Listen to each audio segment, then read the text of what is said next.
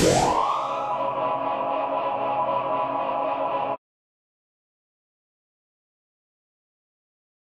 is Lady Lisa interviewing James from Helstar.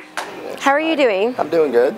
We were just talking about the full moon. Yeah, I know. It's great. Any craziness happening? Not yet, but I'm sure it's going to. Well, you got here a little bit late. What were you doing earlier? Just everything it took to get here. Flights, coming here for sound check, late dinner, go to the hotel, change, and then back. And before we knew it, it was like 10:30. Were you able to do a sound check? No. Yeah, I got here around 8:30. And I didn't see you guys soundtrack, so no. So how has it been touring? Well, I mean, this is the first day of the little. I prefer to say little run because touring to me is more of an expanded situation. Really, all we did was build some shows around 70,000 tons of metal. And I used to live in Tampa, so I have a rapport with. I've heard about that. Yeah. The Mug and Heather, and so I said, hey, I'm going to be doing 70,000. I want to do a Tampa show, and then we got a show tomorrow in Miami with Flotsam and Jetsam, which is the official pre-party. Then we go on that, and when we get back, we got a day off, and then we do Melbourne again next Saturday. Then we go home. That's a pretty crazy drive. Yeah. So, you know, it's just a couple of shows we threw into the mix. Well, the band was primarily formed in Houston, Texas, right? Where we're still from. 1982. Yes. I was 5 years old when the band started. 5 years old. I was born in 85, so I wasn't even born yet. Yeah, so So you were born in 85? Yes. Okay, so then I'm 8 years older than you. How about that? So what's your favorite band that you have toured with? I mean, you know, it's too far and in between so many of them, you know? I mean, it's a lot of great bands I've toured with, and they've all been fun, you know? I mean, so it's, it's kind of hard to say, you know, say, oh, that tour was better than the other, you know? Yeah, I'd rather leave it at that, because it'd be almost prejudice to say, oh, that tour was better than the other, but because every band I've toured with has always been great. So. Yeah. Well, what's your favorite place to tour, or your favorite city and venue? I always enjoy doing this thing called the Alcatraz Metal Festival in Belgium. It's a big festival, but it's just the way they run it is so cool. How do they run it? Well, it's just it's different than others. It's more low key, and it's indoors, and they treat you really, really well there. And I don't know. Every time I go there, I have a great time. I've done huge festivals in Europe, but sometimes they're too big, and then it's like too much for me. You know, it's just I don't know. Yeah, I don't like running from one stage to another. I got 5 stages going on. It's like crazy. Well, with all the bands that you have toured with, like over the years, what would be your favorite band that you have toured with? As far as me being in a band, or just different bands I've toured with? Just the bands that you toured with that would be yours. Like musically, anyways, for my own taste or something. Personality-wise, too. There's some bands, you know, they're a little different. I see where you're going. Okay, yeah. I see where you're going with it. When we did the Anthrax tour, that was cool. You know, they were very. It was, of course, that was in the good old days. But also toured with Ripper Owens, which was a good tour. And Agent Steel was probably another really, really awesome tour. Yeah. Awesome. Your recent album that you came out with, what would be your favorite song? I don't know. It's not really just so much my favorite, but it's the song that everybody kind of goes crazy over because it was like if it was a hit, it would have been our hit. It would have been our Highway to Hell, I guess. You know. Yeah. It's called Run with the Pack. Run with the Pack. Yeah. Like wolves. And it's just, you know, it's got a real catchy chorus, and then when we do it, every time we always end the show with it, and every time we do it, everybody, you know, just sings it. I don't even have to sing it, so I get to go do my Jägermeisters. That's why it's my favorite song. So do you actually live in Texas, or do you live somewhere else? No, we still live in Houston. Yeah. Okay. Well, do you go back to your family? Do you miss them when you go back, when you're on tour? My 2 cats, fuck them. No, I don't miss them. Yeah, I do miss them actually, but then I don't, you know, because I know they don't miss me, and that's what pisses me off. They wouldn't even come out to say bye. They're just like, one of them's already sitting there with the remote control. Yeah, dude, take care. I hope the flight makes it all right. They're mad at you for leaving them. Whatever I can say that makes you think that I do care. You know, yeah. So who takes care of them when you leave? Oh, we have people come watch them. Like, usually my brother will come watch them, because it's vice versa when he leaves, and you know, he's got a cat, so we're cat people. I'm a crazy cat lady myself. Oh, I love cats, yeah. Yes. So what are your cats? Your breed of cats? One of them's a Persian. She looks like Sylvester, you know, she's a kind of a white-black. She's I call her Hollywood because she's the one that's always filing her nails and like, you know, did I tell you to touch me? What the fuck's wrong with you? Just go make sure there's food in the bowl, asshole. Stupid. And then the other one's Lovable, and she's just a black cat.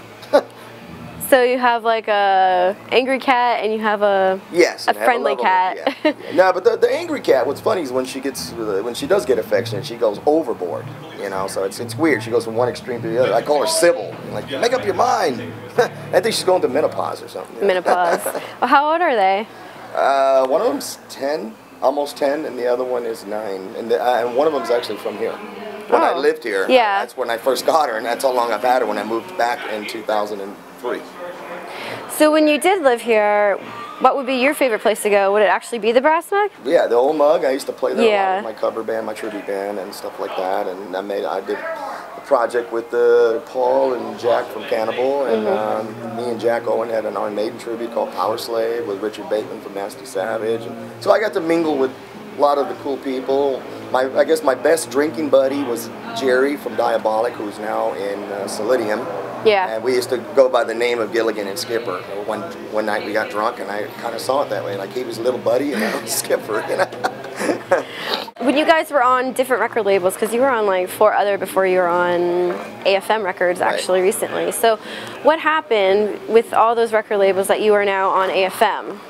Well, you know, you run your course, you do what you can with those labels at the time, and you know, life goes on, or the band breaks up, or the 90s came around and metal died and grunge came in, so Metal Blade said, you know, hey, we're going to sign a bunch of bands that are kind of in that vein now. You know, it's just a million things that go on, but you know, once you've made a career that long, it's not that hard for other labels down the road to be interested.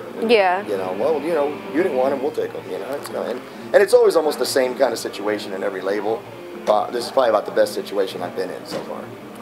Well, what would you say would be your favorite band, actually? Not to tour with, just in general, what would be your favorite band? You know, and that's very easy because somebody asked me this the other day, and it's not even metal, but my favorite band of all time is the Beatles.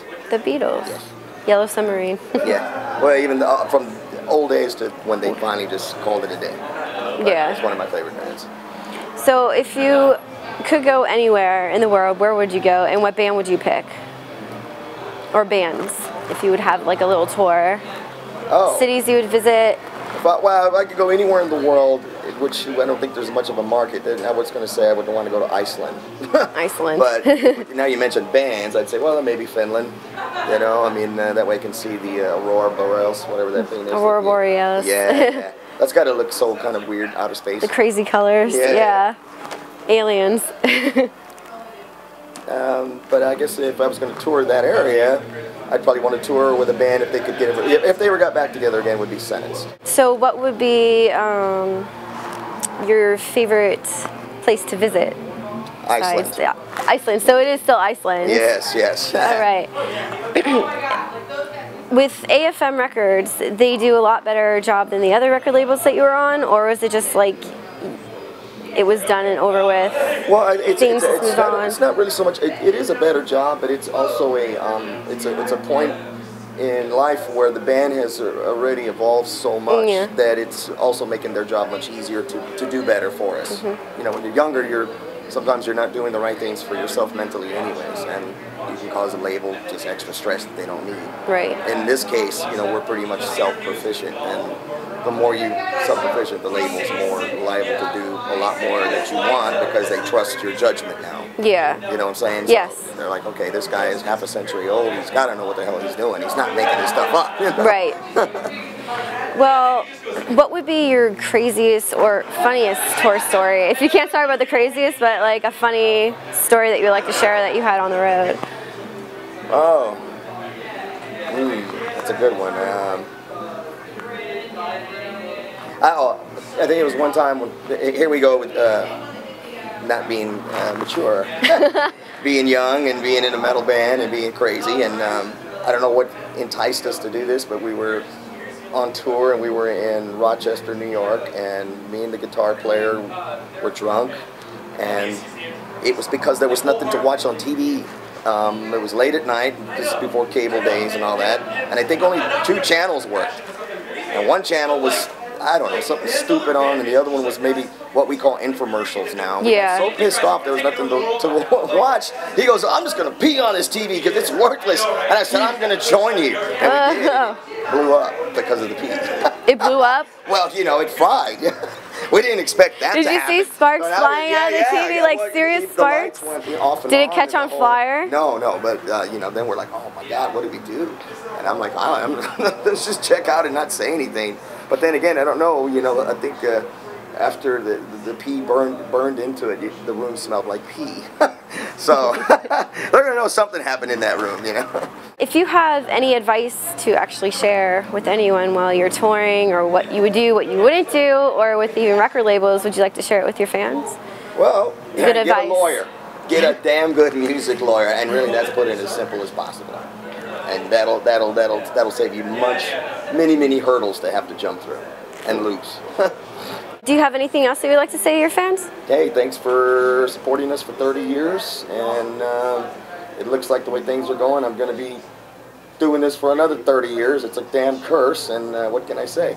As long as I can keep doing it, and the day that I got to start wearing Depends, it's over. All right. Well, it's really nice to meet you. It was a good interview. Aww.